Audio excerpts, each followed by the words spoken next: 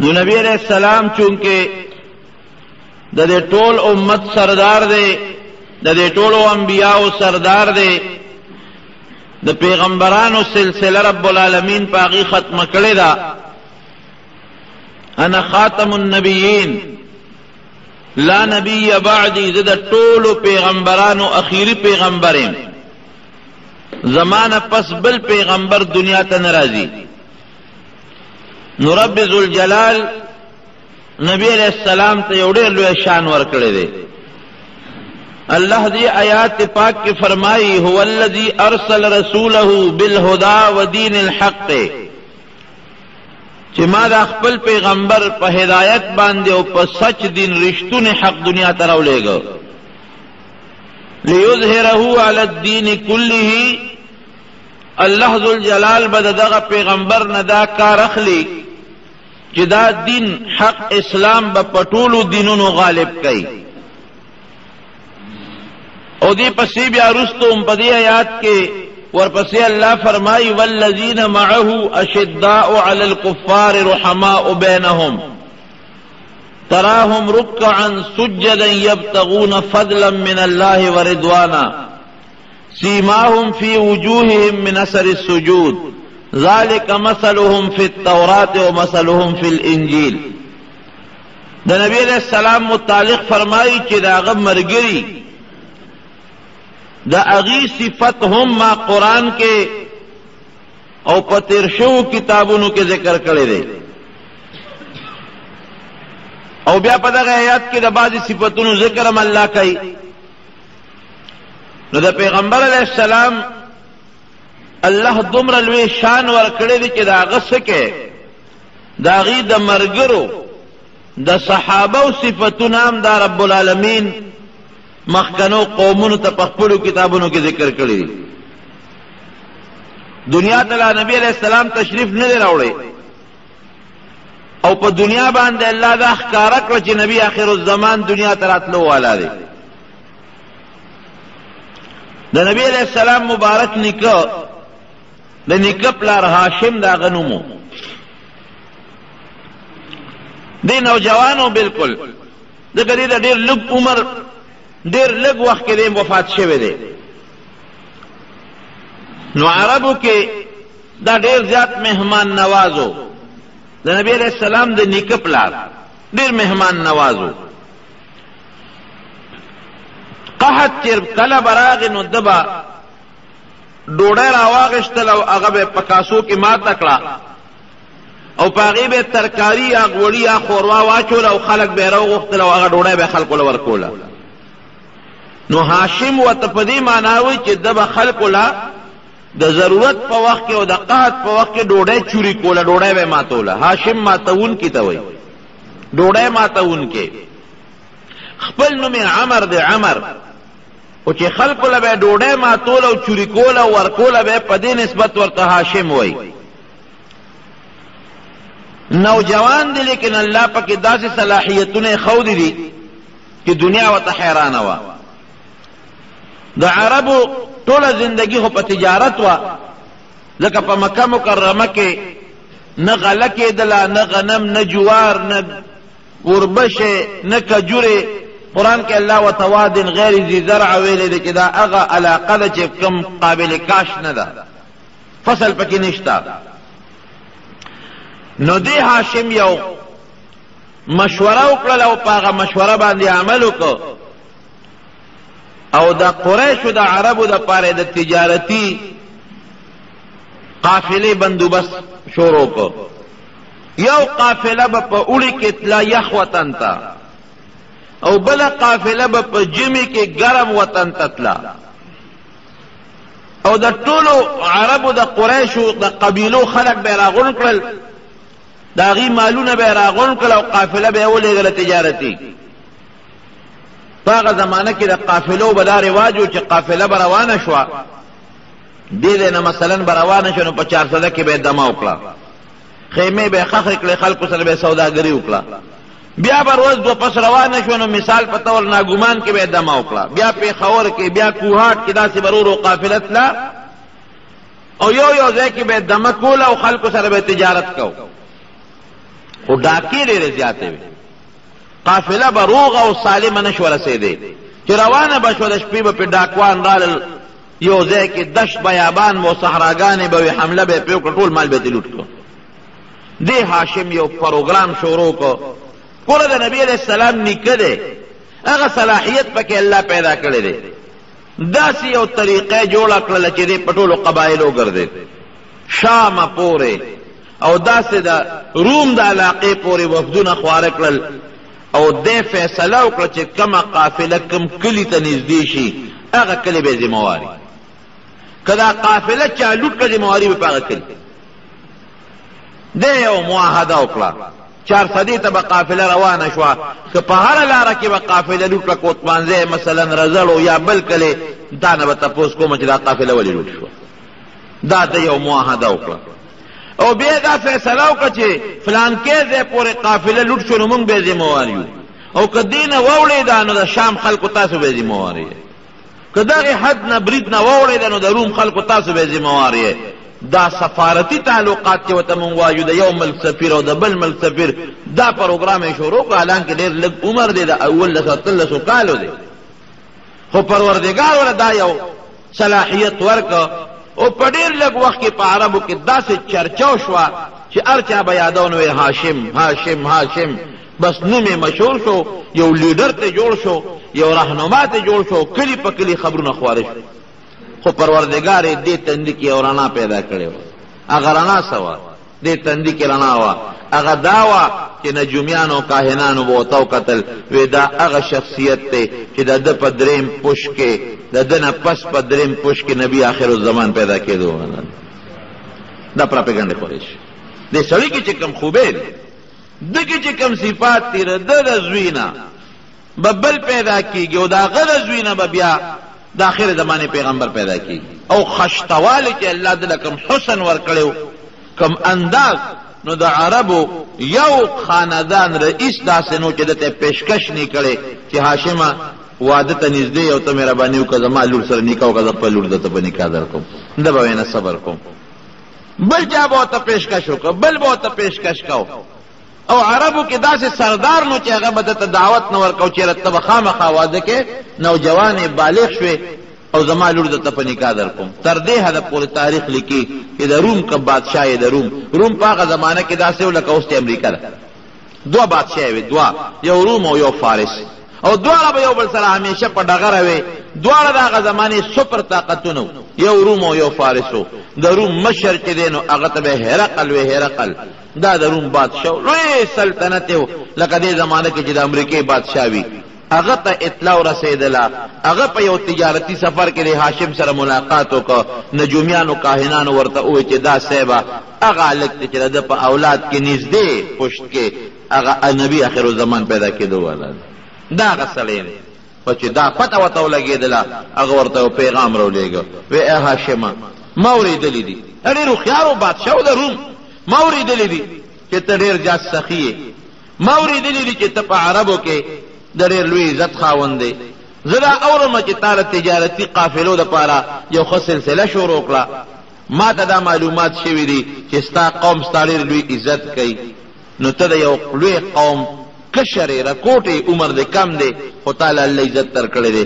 نو زه تاله د روم شهزادګۍ په نکاح درکول غواړم، خپله لور تا ته واده کول غواړم، او په ډېر لوی عزت راشه د ما روم علاقې ته. زه به تاله خپله لور چې د روم شهزادګۍ ده چې په حسن کې د هغې مثال نشته، د دنیا بادشاهان یې خپلو زامنو له غواړي، نه ورکوم، تاله یې درکوم.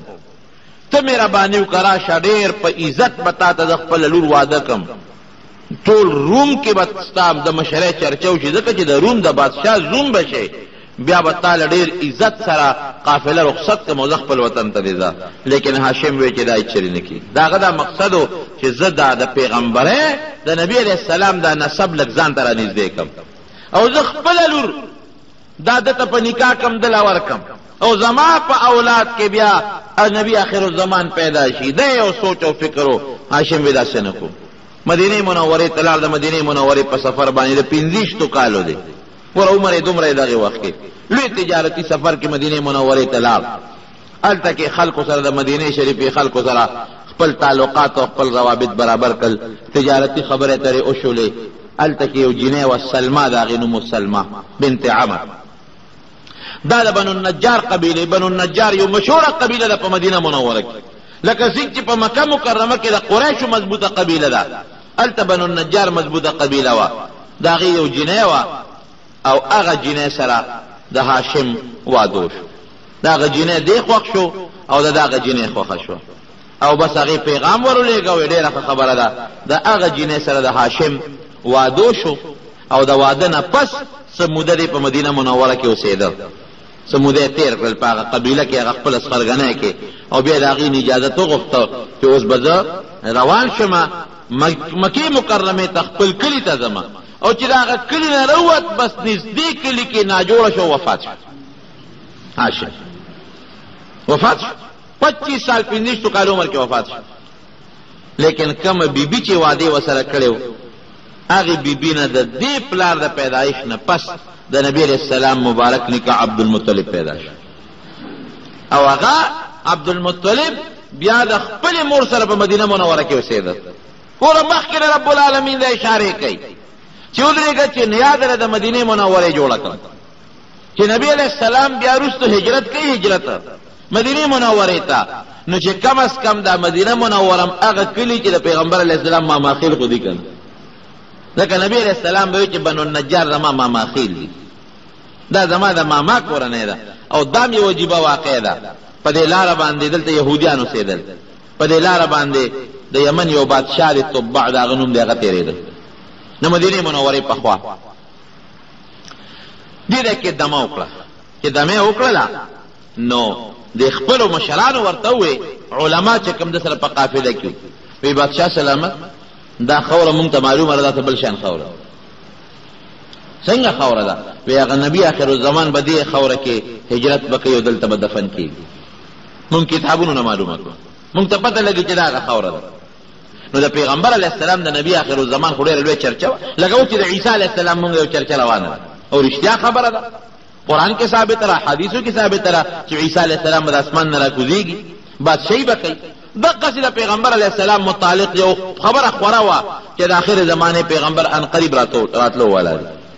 نو دغې بادشاه دا چلو که چې په مدینه منوره کې یو مکان جوړ کړ، ډېر اعلی ښکلی کور یې جوړ کړ. او په هغه کور کې د دې خپلې قافلې یو لوی عالم چې ډېر بزرګ او ډېر نیک و، هغه عالم یې په هغه کور کې ډېره کوي دا ستا کور دی، دا ته به دې کې اوسېږي، تا زه پرېږدم، مونږ د نځو ته دلته پاتې شه. او هغې عالم به یو خط ولیکي، وایي دا خط به ځان سره کېدی او که ته مړ کېدې نو دا به خپل زوی ته وصیت کوي چې دا خط ځان سره سنبال کا. او زوی ته به دې وایي که ته مړ کېدې نو ته به خپل زوی ته دا خط وصیت کوي. او دارنګې به هغه ته وایي چې دا خط رستو رواني بس. او په خط کې لیکلی سو نبی کریم صلی الله علیه وسلم ته خط لیکلی، د پیغمبر علیه السلام نوم، د هغه نسب چې تا ته دا خط لیکم، زه په دې لاره تېرېدم او ما د خپلو علماو چې دلته به نبي آخر الزمان راځي نو تا ته یو خط لیکم او دا مې تا یو کور جوړ کړ، دا ستا کور دی. چې کله ته مدینې منورې ته هجرت وکړې نو ته به بل خانې دې کور کې به اوسېږې. هغه عالم ته وایي چې ته به دا خط خپل زوی له ورکې، که ستا په وخت کې دا نبي آخر الزمان راغی دا خط به ته ورکې، کور به ورته خوښه کې ته به ته دې دا هغه کور مخکې نه والا کور جوړ کړو. او که ستا د زوی په وخت کې راغی نو زوی به دې پوهېږي که نبي آخر الزمان راغی نو دا خط به ورله ورکړي، کور به ورته پرېږدي. او زوی ته به دې بیا ووایي چې هغه خپل زوی ته دا وصیت وکړي چې که نبي آخر الزمان راغی دا کور به ورته خوشي کړي، دا د هغه دا خط به ورله ورکړي. اتفاقا دا ابو ایوب انصاري رضی الله عنه چې کم کور ته نبي علیه السلام هجرت وکړ ورته راغی پکې دیره شو، دا د هغې عالم نوسی و. او هغه ختم دی ابو ایوب انصاری رضی الله عنه سره پروتو. نو چې نبی علیہ السلام مبارک مدینه منوره ته هجرت وکړ، چاوي زما به میل می، چاوي صاحب ما سره به، چاوي ما سره به، وی دا او خبره دعوها فانها ماموره، وی دا ما دا او خبره ده، دا الله طرف نه دي ته حکم شوی دی چې دا او کم ځای سم لاسته بد دا هغه کور ولا زمیل می. او خلاله لاله لاله یو ځای کې کېناسته، ځمکه به بیوله، هلته کېناسته، چې کېناسته فورا پاسېده اوچته شوه، لکه داسې مخکې لاړه وګرځېده راوګرځېده واپس راغله په هغه ځای کېناسته. چې کېناسته ابو ایوب انصاري رضی الله عنه زر زر سامان کور ته وتښتو، خوشحاله شو او بیا نبی علیہ السلام لاغه خط ورکړ الله رسوله دا ماته د نکنه یو خط طاقه نسبن را روان دی او دا د یو طبع بادشاہ یو زمانه کې په دې لار تیرېده دې تاسو ته لیکلي دي هغه خط نبی علیہ السلام ته ملاو شو په هغه کې لیکلو چې دا کور ما تعالی جوړ کړی او کلم چې تا هجرت وکړه بس تا کوری نو نبی علیہ السلام مبارک دا ولې چې دا اچا په احسان نه چې ګری پردي کور ته نبی علیہ السلام راغلی دی یا دا چا همسایه دی یا دا چا په کور کې دی راځي نبی علیہ السلام به فرمایل یا روي الله ډېر لوی بادشاہ دی الله مال په هر موقع عزت را کړی دی زه داسې وطن ته راوستم چې ما ماخیل او نکاح نه ده مدینه منوره دا د نبی علیہ السلام ما خیلو ځکه نیه د دې وطن وا نکیره دې وطن دا نیه د دې وطن وا او بیا عبد المطلب دا غي نیا اولادو دا غي د نبی امنیکا دا غي نوسیو او دا بنو النجار قوم دا هغه قوم دی چې کوم د نبی علیہ السلام ما خیل دي نو دا ګوري د پیغمبر علیہ السلام د پیدایش نه مخ کې هغه طبع بادشاہ پیشنګوئی ور کوي او هاشم لخلق په دینیت نور ور کوي چې دا هاشم هغه کس چې د په نسب کې پروردگار د اخر زمانه پیغمبر پیدا کوي دا یو قسم پیشنګوئی وي حضرت ابو بکر صدیق رضی اللہ عنہ وفیات العیان کے ابن خلکان لکلی دی یو علاقه ته تلو چتا دی لکی چې یو علاقه ته لاړم یو قافله ده او دا قافله نه خطا شو پیاده قافله د لاړم یو غلط بل جلالم قافله تلو یو قوم منډه می والے بل قوم منډه والے بل قوم منډه والے قافله نشته منډوان په قافلې پسې چانه تپوس کوم په کومه قافله لاړه داسې لاړه یو ځنګل تراله یو ځنګل ترالم را باندې سیلای شو باد شو باران شو طوفان شپه را باندې راغله یا خدای اوس بس په ځنګل کې چې ته مار نی لړم نی زمری نی شرمخ نی دا بس کېږي وی پریشان یم یک تن ہے او دی قداس شیبه باران دی زلزل چې خدای مرمه یو رانا مې لري دې کې صحیح کو وی میں چې دا جوړ زمونږه قافله ده او یو ځای کې خیمه کړې دی اور به بل کړي هغه رانا پسې منډه ځان مې ورورسو چې مې ورورسو مې وکتله نو هغه یو ډیوه بلیږي او یو آبادی ده قافله نه دی یو آبادی ده چې مې وکتله آبادی ده او شپه ده نیمه شپه او یو لویه قلعه ده پکې بره ډیوه بلیږي د هغې نه رڼا خیږي بجلی خو وي نه هغه زمانه کې وی رالم د دروازې خوا کې ودرېدم چې د باران نه ځان بچ کړم دروازه مې وډبول چې مې وډبول یو سړی بره ناست په قلعه आवाज راکړ څوک چې زه خو میلمه او د قریش یم او د مکې یم دا چې نوم به واغېسته نو خلکو به قدر کوم ځکه مکه خو مخکې نه پکې بیت الله ده نو د ګیر چاپېر علاقې خلک به ټول بیت الله ته راتلل د حج دپاره نو اوسم کې یو سړی راشي او تا ته چې د مکې ما نو خلک د مکې د نوم د خاطر د هغې عزت کوي قدر یې کوي هغه زمانه کې هم دغه مکې ته به خلک حج له راتلل عمرې له به راتلل نو ډېر احترام به خلکو د مکې والا کو نو دی همغه وایي چې وروره د مکې یم د بیت الله د خوا یم او میلمه یم باران ووالم ګلی ووالم طوفان ووالم مهرباني وکړه شپه د دا ور راته لرې که قافله رانه بېدرکه شوې زه ترې روک شوی هغه ورته وایي چې نه مونږ خو د شپې ور چاته نه درته یاره وی ته مهرباني وکړه که ستاسو مشر نو هغه ته ووایه او زه مرمه د یخنۍ د لاسه هغه لاړ هغه خپل مشر ته وایي چې دغسې یو میلمه دی وایي چې زه د مکې یم او قافلې نه پاتې شوی یم ما ته دا دروازه کوله وکړه اهله شابه وایي مسافر دی زر ورته ورکوله وکړه او دا مسافر د مکې د خلکو خو مونږ ډېر قدر کوو احترام کوو وی دروازې راته کوله وکړه وایي چې کوله ویې کړه میلمه یخني دې شوې ده ډېره زیاته اور یې راته بل کړه ګرم یې کړم ډوډۍ را باندې وخوړه او حتی چې دا هغې محل کې دغې دا چې کومه قلعه ده دې کې چې کوم مشر و هغه په خپله راکوشو او زما ډېر قدر او عزت یې وکړه په ما ډوډۍ وخوړه ډېوه بلیږي ما ته راسې نیغ نیغ ګوري زه ډوډۍ خورم دې ما ته نیغ نیغ ګوري وایي هغه څوکیدار ته وایي چې مهرباني وکړه د شپې ښه بستره ورکړه او د ځان له کوټه ورکړه چې دې پکې وده شي او سار به زما د اجازت نه بغیر به نه ځي هیڅ غم مه کوه مې چې صاحب ما نه قافله تلې ده ما ته خو لار نه معلومه هیڅ غم مه کوه تا به مونږ نوکران به درکو تاله به مونږ سورلی بندوبست وکړو تا به مونږ مکې ته رسو ته زمونږ عزتمن میلمه وی خوشحاله شو وی شپه مې تېره کړه چې سار رڼا شو هغه سړی راکوش شو چې راکوش شو ما ته نیغ نیغ ګوري او ډېر په شوق راته ګوري او ښه ډوډۍ ناشته یې راله راکړه او ډېر زیات زما عزت یې وکړو زه دې زړه کې ویم چې دا سړی ما پېژني څه زما دونه قدر وکړه چې دونه به سړی د پلار او د استاد زمونه کې لکه راځي چې زما څومره عزت کوي زما څومره قدر کوي. ته څوک دی؟ وی خیر چې ما ته مېلمه دمه شوه، چې راځه مېلمه چې در باندې سیل وکړم. مې چې صاحب دا کوم ځای ته زه راغلم، دا کوم ځای دی؟ وی چې دا خو زمونږ د عیسایي یم، پادري یم، او دا زمونږ ګرجه ده، زمونږ عبادت خانه ده. عموما هغه زمانه کې چې به کوم غټ پادریانو نه هغوی به چې د ځنګلو کې یا د غرونو په سمڅو کې په غارونو کې به ناست او خپل عبادتونه به یې کول. دا زمونږ ګرجه ده، د عیسایي پادري یم، د عیسایانو مشر، او دلته کې زمونږ د ګیر چاپېره علاقې دا خلک راځي او دلته کې عبادت کوي او زه پکې دی رہی ځنګل کې. وی راځه، وی روان شوما، یو ځای راته ښیي، بل ځای راته ښیي، یو کوټې ته یې بوتلم. وی چې کوټې ته یې بوتلم، هغه کوټه کې 3 بوتان دي د کاڼي. وی زه ورته مخامخ ودرولم چې دې ته ګوره. وی چې ما هغه بوتانو ته وکتل نو په زړه کې وایم چې ابوبکر خوب یې نه او که ویښه ده. وی ځکه چې ښي طرف ته کوم بوت و هغه زما و، بلکل زما ډیزاین دی او زما نقشه او هغوی خاندي اوس.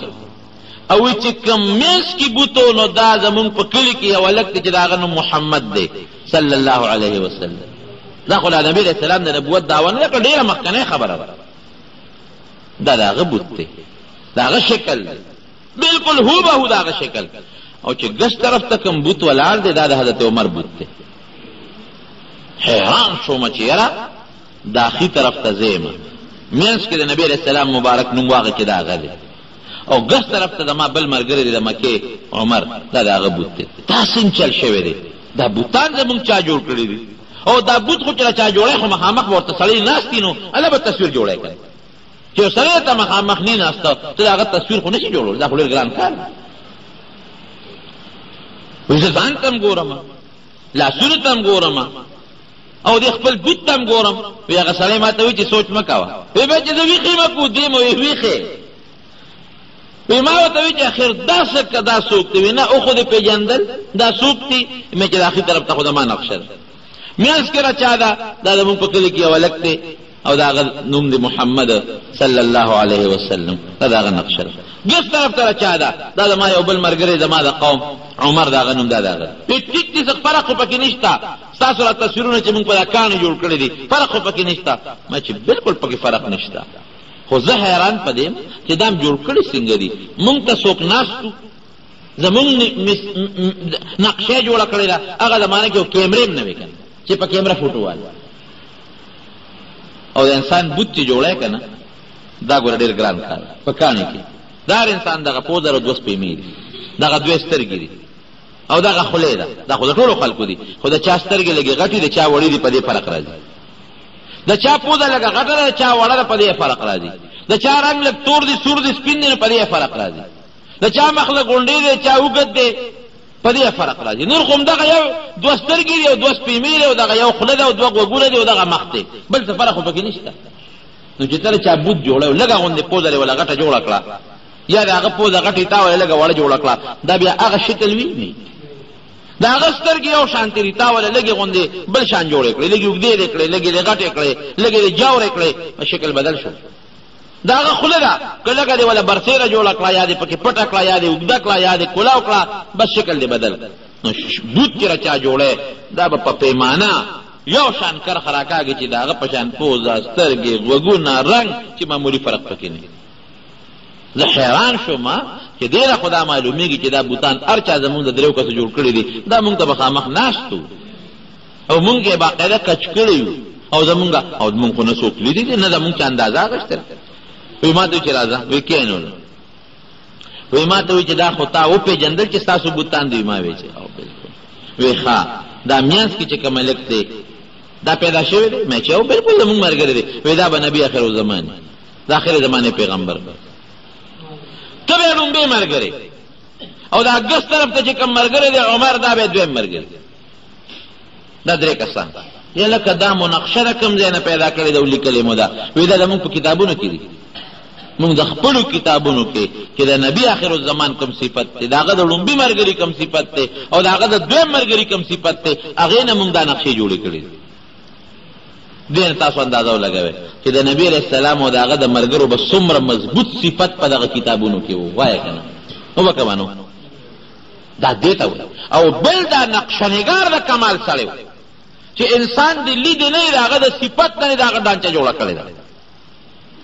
وایي د ما اړه کې خو شک راغی، سوچ مې راغی. یمن ته څه زمانه پس لاړم. یمن ته چې لاړم یو تجارتي قافله کې، نو هلته په یمن کې یو سړی راغی. وایي ما ته وایي چې ته ودرې ستا څه نوم دی؟ وایي ما ورته چې زما فلانکي نوم دی. د پلار دې څه نوم دی؟ فلانکي. د کوم کلي؟ مې چې زه خو د مکې مکرمې اوسېدونکی یم. د کوم قوم سره تعلق لري؟ فلانکي قوم مې دی. کومه محله کې اوسېږي؟ فلانکي محله کې اوسېږي. یاره وایي ته یو مهرباني وکړه، دا روم دې لږ ښکاره کړه، زما پکې یو غرض دی. مې چې ته زما په روم څه کې؟ دا خصایص کبرا کې دغه لیکلي دا سیوطي رحمه الله. دا روم باندې څه کې؟ وایي زما پکې غرض. مې چې زه خپل رونونه چاته نه ښیم. وایي ملګرو ما ته وایي چې خیر دې بوډا سپینګري دی وښایه که نه څه کېږي؟ وایي چې رون مې ورته اوچت کړ نو په هغې یو داغ و. وایي ما ته وایي چې ته به د آخر زمانې د پیغمبر لومبې ملګری د هغه لومبې خلیفه به. لکه تا څنګه معلومه کړه؟ وایي چې د آخر زمانې د پیغمبر پوره نقشه او د هغه د ملګرو پوره نسب او نقشه مونږ سره زمونږ په کتابونو کې موجود. زمانه تېرېده، خبرې تېرې شوې، ډېر کلونه پکې واوړېدل. هغه دور دی چې نبي کریم صلی الله علیه وسلم د نبوت دعوه وکړه. نو په ټولو مرګرو کې لومبې مرګرې په بالغانو کې چې هغه ایمان راوړی دی هغه حضرت ابوبکر صدیق رضی الله عنه. نبی علیہ السلام سره مرګرې وکړ، دوستانه و.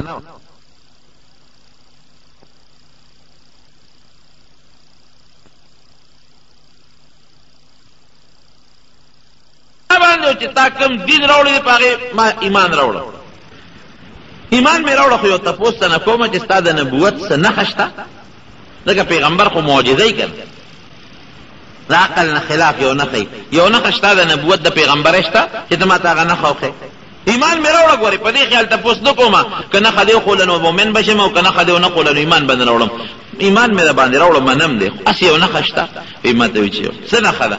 وی زما د پیغمبر نښه هغه ده چې په یمن کې هغه پادري ستا پرون هغه داغ کتلی وی زما د قسم په رب العالمین که دا البما خپل پلار ته یا خپلې مور ته یا چاته م ویلې. او حضرت عمر فاروق رضی الله عنه لیکي چې نم خصایص کبرا کې شته، د سیوطي کتاب دی. پیتلی هم یو علاقې ته، هغه علاقې ته چې لاړم نو د قریشو ما تاسو ته وي خلکو به ډېر قدر کوي، عزت به کوو. وی خلک راته راجمع شو چې موږ ته څه نصیحت وکړه. ته قریشي او د مکې د خلکو نه نو موږ ته څه نصیحت وکړه. وی زه پاڅېدم مګر چې دی نوجوان دی هلک دی. وی څو خبرې مې وکړو دې کې یو بوډا سپینګري سړی راغی، بوډا بابا دی. وی یو خط ورسره دی. وی ما ته چې په دې دستخط وکړه. ما وی چې بابا دې کې تا څه لیکلي دي؟ وایي چې بس په دې یو دستخط راته وکړه. مې چې زه څه ولیکم؟ څه دستخط وکړم؟ څه دې لیکلي؟ په هغې کې دا لیکلي و چې که زه عمر بادشاه شو او بیا ما په دې علاقه حمله کوله نو دا فلانکې کلي کې چې کومه د عیسایانو عبادت خانه ده ګرجره دا به نه روانو. وایي مې چې بابا ټوکې را پورې کړې، ما ته ګوره، عمر ته ګوره، بادشاه ته ګوره. عرب لا چاله باچهی ورکړي، عرب خو قبایلي خلک دی، هغوی مشر کم دی بل به ومني. او بیا زما بادشاه کېدل او په دې علاقه باندې حمله کول او ګرجې روانول. کاکا ټوکې را پورې مه کوه. وایي ما ته وایي چې نه کنه ته ما ته دا لیکل وکړه. وایي مې چې بابا ته لیونی که زه درته روغ نه ښکارم، زه به څنګه عربو بادشاه شم او په دې علاقو به حملې کوم. وایي ستا غرض سره خو ماله دا دستخط وکړه. وی خلکو راته وایي چې د بوډا بابا دی د عیسایانو مشر وي. ما دستخط ورته وکړه. بس زمانه تېره شوه، کلونه تېر شوه، خبره ته یېره ده. راغی د نبي کریم صلی الله علیه وسلم زمانه. هغې نه پس حضرت ابوبکر صدیق بادشاه شو، هغې نه پس حضرت عمر فاروق رضی الله عنه خلیفه شو. حکم یې وکړو، جهادونه غذاګانې شروع شوې. دغه علاقه کې چې دا دې کم تلی و او بابا ته خط اخیستی و، په هغه علاقه فوج د مسلمانانو ورغی. چې فوج ورغی په دې ګرجه ورغلی، دا ګرجه روانه و، بابا بوډا سپین ګیری دی، روزې په دې سترګو راویزان دي. څه کوئ بچو؟ موږ بابا ستا دا ګرجه روانه و. وی پام کوئ دې له ګوتې یو نسئ.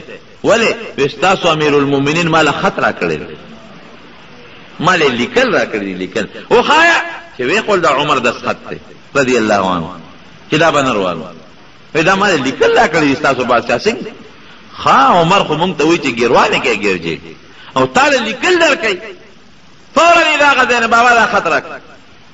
دا مونږ هغه ته ښایو چې دا هغه دستخط دی او که د هغه دستخط نه دی. وی وښایه ورته.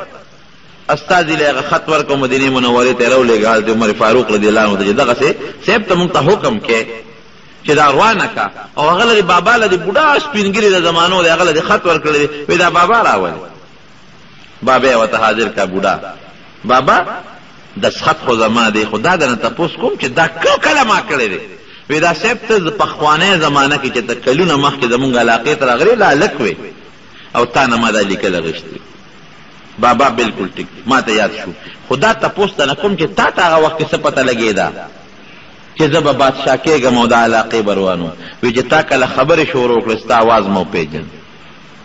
ما بیا خپل کتاب را واغېشت، هغې ته به مې کتل او تا ته به مې کتل. زمونږ په کتابونو کې د آخرې زمانې د پیغمبر چې کوم دویم خلیفه و هغه ته وې، ما هغه صفتونو نه معلومه کړه او دا مونږ سره باقاعده نقشه پرته ده چې دی به راځي او ګرجې به روانوي او د حکومت به ډېر لرې علاقې ته به رسېږي. نو ما یې چې راشه موقع غنیمت دی، دا لیکل خو د نوالم چې زما دا ګرجه خو به روانه نه کېږي. دومره بهتر صفتونه. والذین معه اشداء علی الکفار رحماء بینهم تراهم ركعا سجدا يبتغون فضلا من الله ورضوانا سيماهم في وجوههم من اثر السجود ذلك مثلهم في التوراة ومثلهم في الانجيل. دا صفتونه د مرګرو د نبی کریم صلی الله علیه وسلم دا په پخوانو کتابونو کې د نبی علیہ السلام مبارک وصف خو پرې داغه د مرګرو صفتونه دا پورا تفصیل پروت ته نقشه پر طرفه تیرو شو کتابونو کې استاد امت نقشه پر طرف استاد پیغمبر علیه السلام د کلی داغه د هجرت داغه د مبارک شکل داغه د قوم داغه د نسب پورا نقشه په پخوانو کتابونو کې پرته ده. يهوديانو سره قران حکیم کې الله فرمایي فلما جاءهم ما عرفوا كفروا به. هغه پیغمبر کې دی پیجنده وکانو من قبل يستفتحون على الذين كفروا. مخکې چې بدلی يهوديانو جګړه چا سره راغله نو سبب وی د اخر زمانه پیغمبر راتلو والا دی که خیر او پیدا کیږي با مونږ به هغه مرسته کو او تاسو له شکست بدر کو. خو چې هغه پیغمبر راغی وی پیجن چې د اخر زمانه پیغمبر دی ظالمانو بیا په کفر وکړو. عبد الله ابن سلام نه چاته پوسو کو په قران حکیم کې الله فرمای يعرفونه كما يعرفون ابناءهم چې له يهوديانو ته د نبی اخر الزمان داسې معلوم دی داسې پیجنی لکه خپل بچی چې پیجنی خپل بچی خو ځلې ته معلوم چې نماز ویل کړي قران کې الله داسې پیجنی لکه خپل بچی چې پیجنی دا رښتیا ده او تاسو وینا داسې نه ده وی په خپل بچی کې شک شتا او د اخر زمانه په پیغمبر کې شک نشته. بچی کې شک شتا څه پته لګي زم زما بچی دی مور مې چې د خځه مې چې د غلطي کړي لسه خبر زه خو ظاهر کوم زما بچی دی زما د خځې زوی دی که خځې مې چا سره چې د غلطي کړي او دا بچی د بل چا نه پیدا نو خپل بچی کې مې شک شته او په نبی کریم صلی الله علیه وسلم کې مې شک نشته دا راته بالیقین معلوم دی چې دا د آخر زمانې رښتینی پیغمبر دی. ومبشرا برسول یأتی من بعد اسمه احمد. عیسی علیہ السلام زیر ورکړي زیر زمانه پس به بل پیغمبر راځي احمد به داغه نومي ټول وای الحمدلله. دا زمونږ د پیغمبر شان دی دا زمونږ عزت دی د نبی کریم صلی الله علیه وسلم لوی شان دی لوی عزت دی. نو پخوانو کتابونو کې په پخوانو صحیفو کې دا خودی نقشه ټوله بدله کړې ده د نبی کریم صلی الله علیه وسلم څه کې چې داغه د مرګرو دا صفات موجود. دویمه غټه نښه د پیدایش نه مخکې پروردګار داسې حالات پیدا کړل چې خلقو کې تبدیلی بالکل راځي. یا خدای د عربو خلقو د مکه دا کې به کولی بدعملی به کولی او د دنیا غلاګانې به کولی ظلمونه به کولی لونه به جمدې خولي. د نبی علیہ السلام د پیدایش نه لا غوندې مخکې یو ډله راوچته شوه په مکه مکرمه کې هغې وی یاره دا قوم خو ډېر پلانت شو، ډېر خراب شو، غلاګانې شروع شوې، زناکارۍ شروع شوې، بدعملۍ شروع شوې، د دې مخنیوي پکار ده. یو ډله پیدا شوه او هغې خلک کینول، مشران یې کینول، وی نه دا څه کوو مونږ، فحاشي ده، چاته خپله ښځه نه ده معلومه، چاته خپل بچی نه دی معلوم، غلاګانې ډاکي ده، خو سخت ظلم ده. نو هغې یو فیصله وکړه چې دې نه پس به نه څوک غلا کوي، نه به ډاکه کوي، نه به څوک بدعملۍ کوي، نه به څوک زیاتي کوي، نه به څوک په چا ظلم کوي. دا ګوره د نبي علیه السلام راتلو نه مخکې ورته الله دا فضا د خلک وارول. هغه ځای نه سیبه ابرهه راخطا شو چې ته د مکې مکرمې نه یو عربي تللی او هغه یمن کې ځان له ده یو خپل بیت الله جوړ کړ، یو خپل بیت به ورته وایي، بیت الله نه بیت به ورته وایي، یو خپل کور یې جوړ کړی، خلکو ته وایي مه ځئ مکې ته، دلته راځئ او طوافونه کوئ، عبادت کوئ. یو عربي له غوسه ورله لاړه او په هغه کوټه کې ورته لوی اودس ماتې وکړه. دا زمونږ د بیت الله په مقابله کې هلته بله کوټه جوړه کړې، لوی اودس ماتې پکې وکړه. ابرهه بادشاه و چې هغه راویښ شو، راغې تپوس یې وکړو دا ولې؟ وی دا صاحب بل چا باندې شک نه راځي، خو د مکې یو سړی و دلته وړېده راوړېده، معلومېږي دا چې د مونږ د دې ساره د عبادت خانې بېدتي هغه کړې ده. وی ښه اله به زه دمه کوم او ډوډۍ به خورم او خوب به کوم چې تر څو مې دغه بیت الله د مکې نیروان کړی. لوی لښکر یې جوړ کړه، دا اتیان، دا اتي غټ اتي ته مشر و، مخکې و اتیان او صیبه لوی لښکر او وی زو او دا د بیت الله کې د عرب دی زمونږ د عبادت خانې بېعزتي وکړه، مونږ زوره دوی د عبادت خانې بېعزتي کړو، دا ولې لوټې لوټې کوو.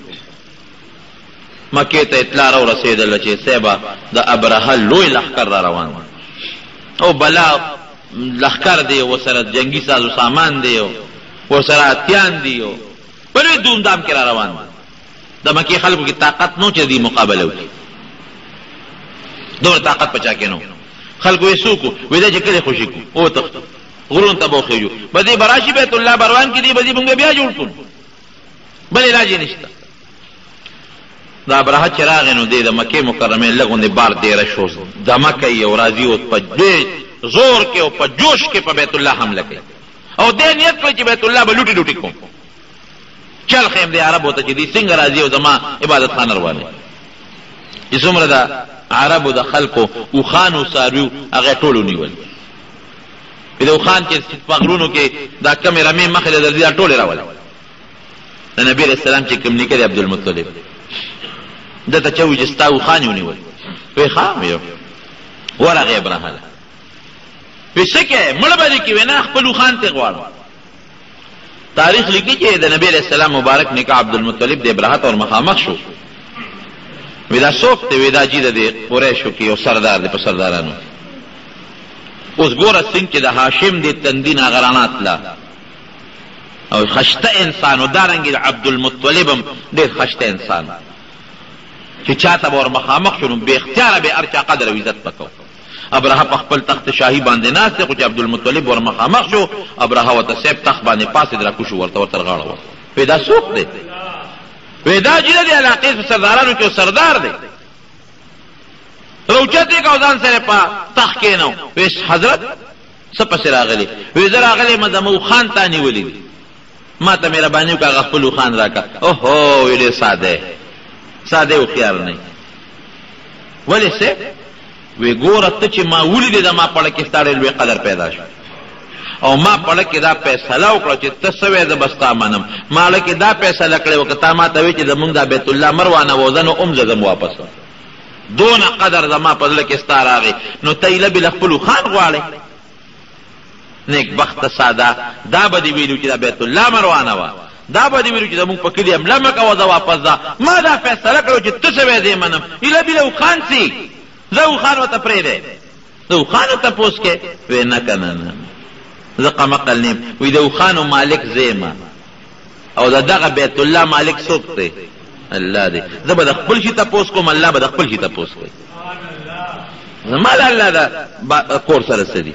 الله پېښه خپل کور یې پېښه. زه د اوښانو مالک او د دې کور مالک بل ذات دی، هغه پېښه او تپوس یې پېښه. ما له راکړه اوښان یې وله ورکړل. عبدالمطلب قوم ته ویل ځای وطن خالي کړي، ووتل د وطن. ګوره د نبی علیہ السلام برکت ته دا علماو لیکلي دي چې د نبی علیہ السلام د پیدایش نه مخکې د هغه برکت الله د دریاب د غاړې نه ابابیل لوچت کړل. الم تر کیف فعل ربک باصحاب الفیل الم یجعل کیدهم فی تدلیل وارسل علیهم طیرا ابابیل ترمیهم بحجارة من سجیل فجعلهم كعصف مأکول. ابابیل راله د توتکرو په شکل توتکرې نو ادي په شکل مارغانو سټونه نو سټونه لنډي لنډي سټونه دا سینو دا سره جنگېدلي راله سیبا او ار یو توتکري سره درې کاڼي دي یو په مخوکه کې یو په یو پنجه کې بل په بل پنجه کې او چې څنګه را مخامخ شو او د هغه ځای نه به کاڼي را خطا کړ نو دا سر به پې ولګېده د فوجي او د دې وجود نه به اووته او د هغه تینه به هم لاندې ووته. دې ته میزایل وایي. دا د الله میزایل دی، د الله توپه ده، د الله ګولۍ ده. ټول لښکر تس نس شو، په هغه ځای تس نس شو. اتي وتښتېد، ابرهه وتښتېد، بل دی الله مردار کړ. بیت الله الله محفوظ وساته. دا د چا د برکت نه؟ دا ګوره علما لیکي د نبی کریم صلی الله علیه وسلم د برکتنا. ولی قرآن کې الله وی لم تر کیف فعل ربک باصحاب الفیل. اتیانو لښکر سره مې څه وکړل؟ ته پته نه لري؟ همې تباه نه کړ، همې برباد نه کړ. نو دقه رنګې دا قوم د مکې خلک ستا خلاف کوي، ستا د پیدایش نه مخکې ستا د کور دشمن ما تباه کړی دی، د الله د کور دشمن. نو اوس به هم د الله د کور دشمنان تباه کړم او برباد به کړم. دا مخکې نه الله رب العالمین داسې طریقې پیدا کړې وې. پیدایش د مخکې بیا عجیبه نښې، اسمان کې دا ستوري به چودل، پړق به شو، داسې یو لوی پړق به لاړ. هغه ځای نه به یو شغله را خطا شوه، دې خوا به لاړ. ټوله شپه په اسمان کې پړقار به چې څومره نجومیانو، څومره کاهنانو او څومره په دغه وطن کې د پخوانو کتابونو پوه خلکو پوه هغې دا پیشنګویه ورکړه چې دا هغه وخت دی چې د آخر زمانې پیغمبر خامخا راتلو ولا پاتې کېدو ولا نه. عبدالمطلب خوب ویني، خوب راغی یو سړي ته، یو کاهن ته، ما بېګاه خوب لیدلی. وایي زه ملاست یم ودیم او زما د دې ملا نه یو اونه پیدا شوه. اونه هغه اونه داسې اسمان ته اوچته شو، څانګې یې خورې شو. فورا اونه اوچته شو، څانګې یې خورې شو، خشته ښکلې شنه، او په هغه څانګو کې بیا فورا میوه پیدا شوه. او زه لوړې پروت یم، زبره د شانه ووتله. وی چې ما وکته چې دا ونه خو ما نه ووتله او څانګې دي پکې او ښکلې میوه ده. ما ور ټوپ کړې داسې چې دا میوه ته یې وشو کوم، خو زه ورته ورونه رسېدی شوم. میوه مې ترې ونه شو کوله، واپس به را پرېوتم. بیا به مې ټوپ کړ چې میوه ترې را شو کوم، میوه مې را ونه شو کوله. دې کې راویښ شو. هغه زمانه کې چې کم کاهن و، هغه له ورغې داسې خوب مې ولید. وی خوب دې رښتونه دي. وی ستا د شانه به د آخرې زمانې پیغمبر پیدا کېږي. خو یاره یو شی دی، د هغه میوې ته به ته نه رسې، د هغه د نبوت نه مخکې به ته مرې. ته به یې میوه ونه شو کولی شي او نه به د هغه میوه وخورې. واقعي هم دغسې شوه. نبی کریم صلی الله علیه وسلم تربیت عبدالمطلب کړی دی او د هغه د وفات نه پس بیا ابوطالب تربیت کړی دی. لیکن عبدالمطلب هغه زمانه کې وفات شو چې په کومه زمانه کې لا نبی علیه السلام د نبوت دعوه نه وکړه. دا د نبی کریم صلی الله علیه وسلم لوی شان، د پیغمبر علیه السلام لوی عزت. او دا ګورې زمونږ دپاره فخر دی، زمونږ دپاره دا حقیقت دی. په خپله فرمایي نبی علیه السلام چې وی ما ته د الله د حشر د میدان را ښکاره که بخاري شریف کې حدیث دی. وی همې کتل یو پیغمبر دی او هغه سره یو امتي روان دی، یو پیغمبر دی هغه سره دوه امتیان روان دي. وی داسې یو لویه ډله وه. وی ما ډکې سوچ وکړو چې دا جوړ زما امت دی او زما ډله ده، ډېره لویه وه. وی د جبریل علیه السلام نه مې تپوس وکړو چې دا څوک دي؟ وی دا موسی علیه السلام خپل امت کې روان دي. وی دې کې یو بله لویه ډله وه چې د اسمان دا غاړې د هغې نه ډکې دي. وی ما تپوس وکړو چې دا د چا ډله ده؟ وی دا ستا امت دی، دا ستا امت دی، دا ستا ډله ده. او نبی علیه السلام فرمایي ټولو نه مخکې، د ټولو نه مخکې به د جنت دروازه ډبومه، زه به وډبوم. نو چې د جنت هغه دروازه وډبومه، دننه به ما ته هغه خازن دربانچي به آواز وکړي څوک یې؟ زه به ووایم چې زه فلان کې. وی ښه بېکه امرتو، ستا متعلق ما ته حکم شوی دی چې دې راشي نو دروازه به کولاوی، دنه مخکې به د جنت دروازه چا ته هم نه کولاوی. چې ما ته دروازه کولو شي. ګوره نبی علیہ السلام فرمایي نحن الاخرون الاولون یوم القیامه، اخر کې راغلی یو، خو د قیامت پر ورځ جنت ته به د ټولو نه مخکې نبی علیہ السلام او د هغه امت ځي. ګورئ ابراهیم علیہ السلام او د هغه امت، نوح علیہ السلام او آدم علیہ السلام او د هغه امت به هله داخلېږي چې نبی علیہ السلام سره د خپلو جنتیانو امت ملګرو رب العالمین جنت ته داخل کړي. ټول وایي الحمدلله. خو خدای پاک دې مو دغه ډله کې شمار کړي. ګورئ لوی عزت دی زموږ دپاره، لوی عصمت. یو نیکي چې بچاو کړه نو یو په یو به وه. ستا د نبي علیہ السلام د برکت نه چې یو نیکي وکړې نو یو په لسې د الله حسابوي، بلکې یو په 200 د الله حسابوي چې څونه د اخلاص زیات دی، بلکې د هغې نه زیات هم د الله درکوي. دا د نبي علیہ السلام برکت دی. ګناه چې بچاو کړه بني اسرائیلو کې په دغه دروازه د پاسه به چې سار راغی لیکلي به درش پیدا ګناه کړی، په دغه دروازه به یې لیکلي زمونږ ګناه کوو کو پټه د چاته پته نه لګي. دا د الله پرده ده په موږ باندې، بالکل پټه ګناه او چې توبه وایستله پروردګار به ته معاف. دا ټول برکات دي د نبی کریم صلی الله علیه وسلم. دا عظیم پیغمبر، عظیم شخصیت الله پیدا کړ، مونږ د هغه امتیان الله پیدا کړو. او دا حقیقت چې مونږ الله ته دا درخواست نو کړی چې الله مونږ د آخري زمانې د پیغمبر امتیان جوړ کړه. دا د رب العالمین خپل فضل او کرم دی. الحمدلله دا د هغې فضل دی. اوس به مونږ څه کوو؟ مونږ په تشو قصو صبر نه کوو، مونږ به دا وایو چې دغه عظیم پیغمبر مونږ له الله راکړو. د دغه عظیم پیغمبر د برکت نه الله مونږ ته هدایت نصیب کړو. دومره هدایت چې په مخ د ځمکه چاته نه نصیب شوی. خو ګوره حجت هم په مونږ ډېر اوچت دی. ګورئ زمونږ خلاف څه مطلب؟ د قیامت په ورځ به چې څنګه زمونږ له فایده ډېره زیاته ده، هغه همره زمونږ به نه به تپوس هم مضبوط کېږي. سره د دې نه چې دومره عظیم پیغمبر ما در کړی و، د هغه حالات درته رسېدلي وو، د هغه عقاید، د هغه اخلاق، د هغه اعمال تاسو کړي دي پکې چې داسې مونږ نه شو چې د قیامت پر ورځ دغه ښکلي پیغمبر مخې ته مونږ مخ تورن شو. ګورئ رسوا شو، ذلیله شو. الله دې دین وساتي. کوم دین چې نبی کریم صلی الله علیه وسلم راوړی د هغې مونږ پابندي وکړو، د هغې مونږ تابعداري وکړو. او دغه کې ستا د دې دنیا هم ګټه ده او د آخرت هم پکې ګټه ده. او که د نبی علیہ السلام د دین مخالفت دی وکړه، د هغې بېعزتي دی وکړله، د دې دنیا دی هم تاوان دی او د هغې دنیا دی هم تاوان دی. هغه خو دې دی خو د دې دنیا هم تاوان دی. ورونو یو مهرباني وکړئ، یو څیز باندې پیغمبر علیہ السلام ډېر خفه کېده او الله پرې ډېر خفه کېږي، د هغې ګورې لږ خیال وساتئ. هغه د فحاشي بربنډتوب، دا د الله ډېر بدي شي. الله فرمایي حدیث قدسي د نبی علیہ السلام وایي چې الله وایي چې زما نه غیرتي ذات بل نشته. الله وایي او زما دومره غیرت دی. الله وایي دا حدیث قدسي دی لکه د یو انسان ښځه یا د هغه لور خدای دې نه کړي، الله یې مسلمان وساتي، بدعملي وکړي، نو دا پلار او دا خاوند به دغه لور او دا ښځه جمدی پرېږدي. غیرت راغی که نه؟ او زما لور، زما خور، زما ښځه خدای دې وساتي مسلمان. الله وایي دقه رنګې زما بنده زما مخلوق که هغه نارینه دی او که زنانه دی چې هغه بدعملي کوي، ما له پې د دې نه زیات غیرت راځي کوم غیرت چې تا له په خپله خور او په خپله ښځه درلود. دا ګور یاد وساتئ.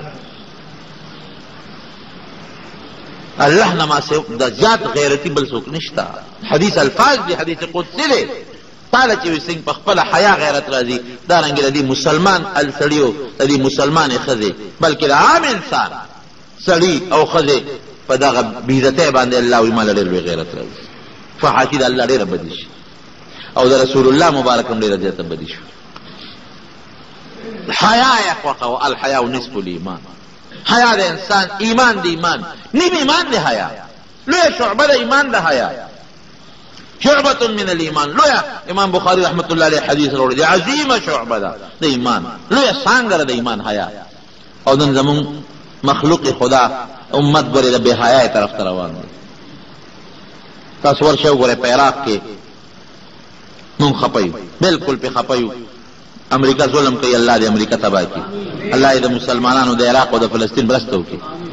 خو ولې تباه شو عراق؟ د فحاشۍ د لاسه تباه شو، د بې حیایۍ د لاسه تباه شو. ورشئ فلسطین کې تاسو اوس هم وګورئ، اوس هم د هغې جنکۍ په پینټونو کې ګرځي، اوس هم پینټونو کې ګرځي، اوس هم کټ کړې سرونه جنکۍ ګرځي، اوس هم هغوی کې حیا نشته. الله رانیولي دي. ګورئ که ګناه وکړي الله به راته صبر وکړي، مونځ نه کې نو سزا به آخرت کې در کې، خو دنیا کې به ته وګورې هلاک به دې نه کړي. زکات دې ورنه که بیا به ورته الله وګورې، خو که چېرته فحاشي او بدعملي دې وکړه قسم دې چې د دنیا کې هم درته الله نه ګوري. وګورئ تاسو مثال ته وګورئ، فلسطین کې وګورئ، په عراق کې وګورئ، دا ملکونه وګورئ کنه چې د الله رانیولي دي، په خپل قهر او په خپل غضب یې رانیولي دي. ما ته مخکې ورځو کې چا د دوبۍ قصه کوله، زما یو شاګرد دوبۍ ته جو ما ته قصه کوله، قسم دې چې وی حیران شوم چې خدای پاک. ابل ما ته ایم پی ایس خبره کوله، هغه ته دوبۍ ته ما ته هغه خبره کوله، ما ته مولانا صاحب ته ویل نه شم. داسې ځای نه دي، داسې علاقې دي چې هغې کې ګرځېدل سړی د ایمان نه خلاصوي. یورپ نه خلک سیل له دې ملکونو ته راځي، دوبۍ ته راځي سیل له، امریکې نه ښځې نر سیل له دوبۍ ته راځي. فحاشۍ له شراب داسې پکې ملاویږي، داسې لکه اوبه چې دلته ملاویږي. دلته به ورته ګرانې میلاوي چې هلته شراب درته مفت ملاویږي، اسان درته ملاویږي، پابندي پر باندې نشته. بدعملي او فحاشي چې څوک داسې کولو په دې میدان کې کوي پته نه لګي. سبا به دا قوم هم الله راونیسي، وایم خدای پاکه امریکا تباه کړي. په امریکا ساتلې سله ده، دیم دې له ساتلې ده چې دا فحش او بدعمله خلکو له الله په دغه امریکې ظالم په سزا ورکړي. هوښیار پلار هغې چې دوه بچي په جنګ شي، دې پردي بچي له ډب ورکوي که خپل له ډب ورکوي؟ ووایه که خپل له ورکوي. پردي له چې ډب ورکوي دا قمقل پلار دی که هغه پلار هوښیار دی چې خپل بچي له څپېړه ورکوي چې ته بچي روانېولې کې. نو دا مسلمان د الله نږدې دی، دی خپل دی، هغه پردی دی، هغه له خو آخرت د لمبرو لرګی دی، آخرت کې به ورسره ګوري. خو دا مسلمان چې بدعملي کوي، فحاشي کوي که نه، الله په د دنیا کې رانیسي او ذلیله کوي، شرموي یې. نو خدای زمونږ دا وطن د بې حیایۍ نه ګورې وساتي. زه یارېږم ډېر، یو سیلاب د بې حیایۍ را روان، یو سیلاب، او ته پته نه لګي. په نیکرو کې جنکۍ فټبالونه کوي، په نیکرو کې جنکۍ کرکټې کوي، په نیکرو کې جنکۍ ریس کوي د هلکانو سره مخلوطه. بله په ګوجرانواله کې څه شو؟ ګوجرانواله کې هلکانو جنکۍ په نیکرو کې یو بل سره منډه وایي، او بیا د هغه د علما را پاسي او د هغې مقابله کې د هغې خلاف کوي. حکومت په هغه ملیانو باندې ګولی ورئ. ملا صاحب ستا څه کار دی چې څوک څه کوي نو کوي به؟ دا عمل د مسلمان دی که د کافر دی؟ اسې تاسو نه تپوس کوم، تاسو به چېرته اورېدلي خوا کې سته هندوستان ملک دی چې په انډیا کې د هلکانو جینکو دغسې بربند منډې والي؟ هلته به نه اورېدلي. ورشه وګورئ په اسرائیلو کې یهودیان دي، د هغې چېرته د کرکټ میچ هم لیدلي، د ښځو خو څه کوي د هلکانو هم لیدلي. جاپان وایي ترقي خو ترقي به نه کوي، کرکټ پکې شته، فټبال پکې شته، هاکي پکې شته. نو خو په کار ده خدای ښتوي. ملک د مسلمان، نوم د مسلمان، د مسلمانې ملک مې د مسلمان، او بیا غیرت زما د مسلمانۍ نشته، اسلامي غیرت زما نشته. دا سوداد نن ما په اسمبلی کې هم دا خبرې وکړې، دا دلته چې درته وایي کم از کم حیا او عزت دا د مسلمان خو خپل دی کړی. ما نن هم دا خبره وکړه، مې زه مسلمان یم، زما اسلامي خپل غیرت شکر دی شته دی، زه مسلمان یم، زما خپل ثقافت شته که نه، زه مسلمان یم، زما خپل حیا شته که نه. او د اسلام نه ما سوا د انسان ذهنیت او د انسان عقل دا مني چې د ما لور خور د بربنډه د هلکانو سره یو ځای ریس وکړي او منډې دې ووایي. د حیا څه شو د انسان؟ صدر صاحب وایي خیر دی که په نیکر کې ګرځي، وایي ته سترګې پټې کړه، افسوس دی ته سترګې پټې کړه. ابل پکې لا وایي حج کې چې جنکۍ او هلکان خدای دې تباه کړه، د دې منډو د حج سره تشبیه ورکړې. حج کې دې لپاره ګرځي، عمره کې دې لپاره ګرځي، بربند ډولونه پکې کوي، هلته کلته خدای ته جاړي، هلته کوه که ملکان دي او که جنکۍ دي، رور خور غوندې دغسې دي، دواړه الله ته جاړي. هغه منډې بربند ته وایي دا د حج په شان دي، حج کې داسې دي، دا هم داسې دي. په دې امت څه وشو، په دې قوم څه وشو، په دې وطن څه وشو؟ د فحاشو د بېدینۍ او سیلاب قسم په الله را روان دی. او زه په دغه یارېږم که دا سیلاب راغی، په دې مونځ به دې خدای پرې نه دي، په دا زکات او په دا روژه به دې خدای پرې نه دي. دغه چل به کوي لکه په عراق کې او په افغانستان کې چې کومه لوبه شروع. الله دې مسعد. کم از کم مونږ له پکار دي مسلمانانو له چې مونږ د خپل حیا او د خپل غیرت خیال وساتو، خپلې زنانه، خپلې خویندې، خپلې لوڼه، خپلې ښځې هغې برقو کې وساتو، هغې عزت کې وساتو، هغې حیا کې وساتو، هغې د بې حیایۍ نه وساتو، هغې د بازارونو د دوکانونو د چکرو نه وساتو. ممکن د الله حفاظت وکړي.